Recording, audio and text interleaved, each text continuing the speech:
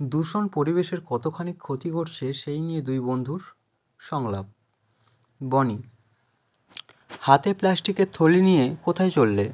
মদন: বাজার থেকে ফিরছি, আজকে ব্যাগ নিয়ে যাইনি, সেই জন্য প্লাস্টিকে করে আনছি।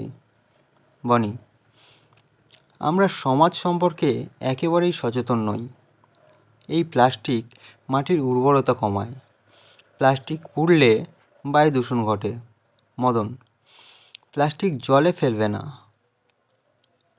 তাহলে মাছেরা মারা যাবে। বনি: আমরা সব জানি, তবুও জেনে বুঝে ব্যবহার করি। মদন: দেখো, বিকল্প না বের করলে প্লাস্টিকের ব্যবহার বাড়বেই, আর প্লাস্টিক মানেই দূষণ ঘটবে। বনি: সেই জন্য পরিবেশের সচেতনতা গড়ে তোলা দরকার। মদন: সাথে শক্ত কাপড়ের বা কাগজের ব্যবহারের পরিমাণ বাড়াতে হবে। বনি: তাহলে তুমি আর কোনো দিন প্লাস্টিক ব্যবহার করবে না তো? মদন: আমি নিজে প্লাস্টিক দূষণ করব না, মানুষদেরও এর জন্য সচেতন করে তুলব।